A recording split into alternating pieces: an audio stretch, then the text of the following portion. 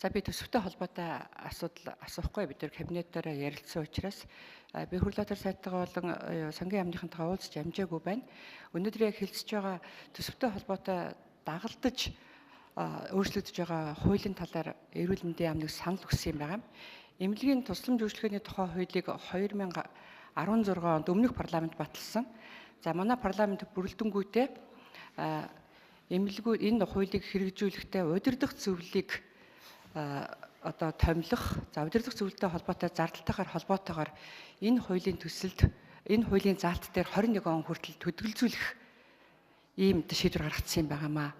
Тэгээд би энэ төсөвтэй холбоотой дагалдаж гарах хуулинд энэ тусламж үйлчилгээний тухай хуулийн заалт дээр тавьсан энэ төдөлзүүлсэн зүйлийг сэргээж удирдах зөвлөлийн тэр зардлыг хасаад удирдах зөвлөлийн заалтыг нь эргэж үйлчлэх ийм боломжийг та нар маань дагалдаж оруулж байгаа өөрчлөгдөх хуулийнхаа жагсаалтанд оруулсан болов оруулаагүй бол энийг дараагийн хэлэлцүүлгээр нэмэж оруулж өгөөч гэдэг ийм хүсэлтийг уулзч амжааг байгаа учраас хэлэх гэж байгаа. За дараагийн асуудал бол түрүү Бат Эрдэнэ гишүүнийхээ асуултан дээр бас дутуу хариулчлаа. Хөнгөлөлтэй эмтэй холбоотой асуудал бол бас их тийм олон нийтийн анхаарал тавьж байгаа асуудал байгаамаа. Өнөөдөр эрүүл мэндийн даатгалын үндэсний зөвлөл бол энэ хөнгөлөлтэй эм дээр нэг шийдвэр гаргасан. Тэр нь юу гэвэл өнөөдөр манай хүн амын дунд бол зүрх судасны өвчин зохиолж байгаа. За нас оролтын тэргүүлэх шалтгаан бол зүрх судасны өвчин байгаа юм. Тийм учраас энэ зүрх судасны өвчтэй холбоотой за даралт бууруулах чиглэлийн энэ бүх юмнуудыг бол хөнгөлөлтөнд оруулсан. Өнөөдрийн байдлаар даралтны 131 эм байна. Олон нийтийн дунд одоо зонхилон хэрэгжилж байгаа юм нь бол амфлодипин буюу 7500 төгрөгийн үнэтэй 1 сарын хэрэглэн ийм юм байгаа.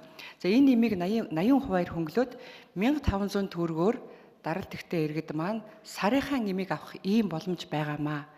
Үүний зэрэгцээ 24000 төгрөгийн үнэтэй нормодифин гэж юм байгаа. Энийг одоо мөн 80%-аар хөнгөлөө гэдэг ийм шаардлага тавих юм бол өнөөдөр эрүүл мэндийн даатгалын сан бол одоо бүх зардлаа зөвхөн эмийн хөнгөлөлтөнд л оруулах хэрэгтэй болно л доо.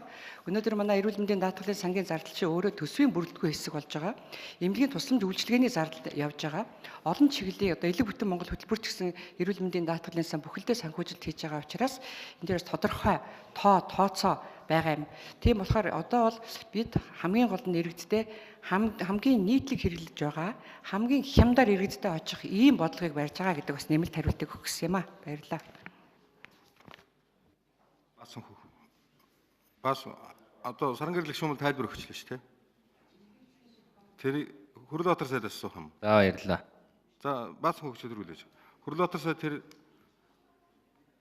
эмнэлгийн тусламжийн талаарх. За Хөрлөтөр сайд. Яамны өөрөөсөө санаачлаад өөрсдөө оруулаад ирэх боломжтой байна.